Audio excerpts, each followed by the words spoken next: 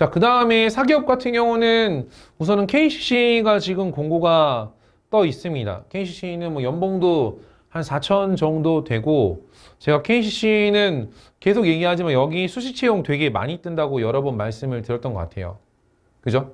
그렇기 때문에 KCC는 KCC뿐만 아니라 또 얼마 전에 떴던 뭐 오토글라스라는 계열사도 있고, 뭐 KCC 건설도 뜨고 막 되게 많이 뜨니까 KCC는 주기적으로 여러분들 좀 모니터링을 하시면서 보시면 좀 좋지 않을까라는 좀 생각을 좀 하고 있습니다. 아시겠죠? 그죠? 그러니까 이게 제가 계속 얘기를 해도 쓰는 사람들은 쓰고 안 쓰는 사람은 계속 안 쓰더라고요. 그러니까 우리는 취업에 대한 지식을 채우려고 하는 게 아니라 액션이 되게 중요해요. 그죠? 그 단순히 뭐, 아, 그렇구나가 아니라 계속 트라이를 해보셔야 돼요. 막 이런, 지금 시기쯤이면 이런 생각들 많이 하시죠.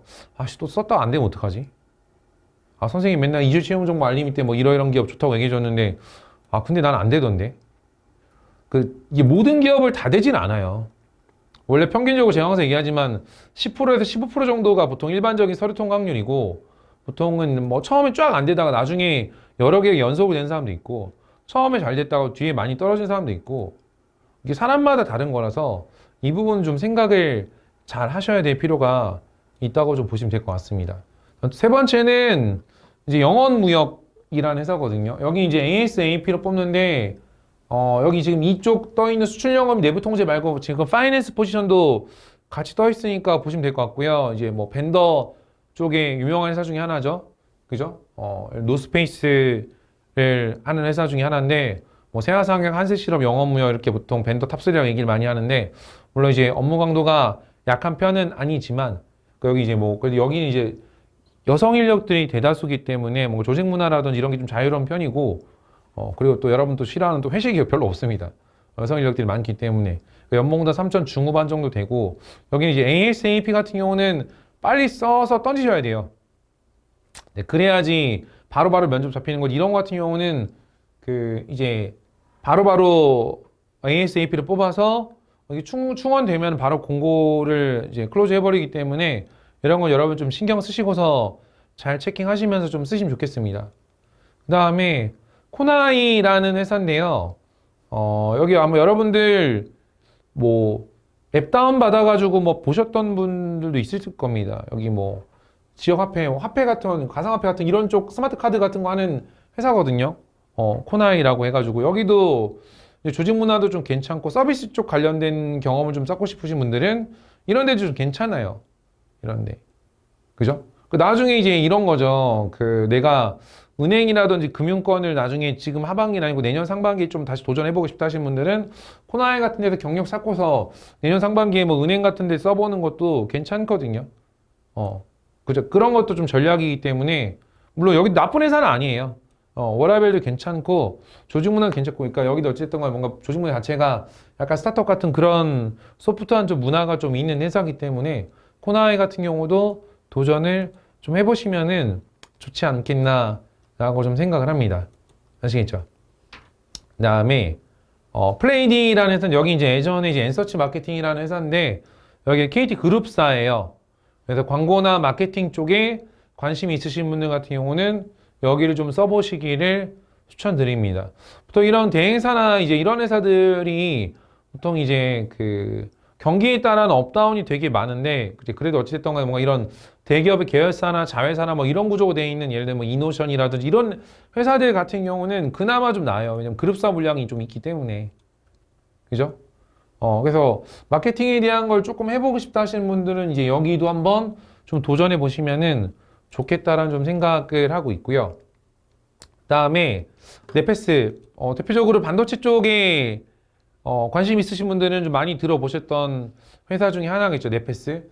네페스가 네페스뿐만 아니라 지금 네페스 라웨나 뭐 이런 지금 계열사 쪽도 지금 채용을 또 계속 하고 있거든요. 그래서 홈페이지 들어가셔서 다른 쪽들은 뭐가 떠있는지 좀 많이 보세요.